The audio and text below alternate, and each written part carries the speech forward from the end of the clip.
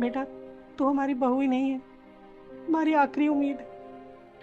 ओह, तो अब समझी संजू रात रात भर घर क्यों नहीं आता, मुझसे ढंग से क्यों नहीं बात करता। मुझे लगता था कि बिजनेसमैन लोगों की लाइफ ऐसी ही होती है, रात भर बिजी रहते हैं, काम होता होगा। पर सच्चाई सच्चाई तो मुझे अब पता चली है। और आप लोगों ने अपने बेटे की जिंदगी सुधारने के लिए किसी और की बेटे की जिंदगी बर्बाद कर दी, या फिर आप लोगों ने मुझसे शादी इसलिए करवाई ताकि मैं आप लोगों को एक बच्चा दे सकूं और उससे आपका वंश आगे बढ़ सके। अरे कम से कम मुझसे एक बार पूछ तो लिया होता कि तुझे मंजूर है या नहीं है। गरीब जरूर थी पर मेरी भी एक जिंदगी थी, मेरे भी कुछ सपने थे। पापा जी, मम्मी जी, क्या आप लोगों ने मुझे एक बार बताना भी जरूरी नहीं समझा? इतना बड़ा धोखा कैसे कर दिया आप लोगों ने मेरे साथ? आप लोगों ने एक बार भी नहीं सोचा मेरी जिंदगी का क्या होगा?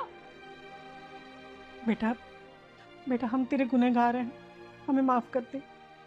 लेकिन ये भी सच है कि तू सच में उसे सुधार सकती है। जो काम माँ बाप नहीं कर पाए ना, वो एक पत्नी कर सकती है।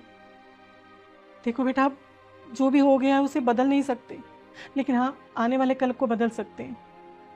तू तू हमारे लिए एक कोशिश नहीं करेगी उसे सुधारने की? संजू से शादी मैंने आप लोगों के लिए की थी, पर अब उसे सुधारूंगी मैं अपने लिए। आप लोगों ने जो किया सो किया, पर शायद मेरी किस्मत में भी यही लिखा हुआ था। अब मेरे पास दो ही ऑप्शन है, या तो मैं सब कुछ छोड़कर चली जाऊं या फिर अपने हक के लिए लड़ूं।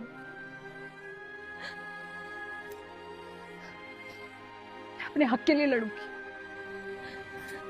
पापा जी, मुझे मम्मी जी से 2 मिनट अकेले में बात करनी है।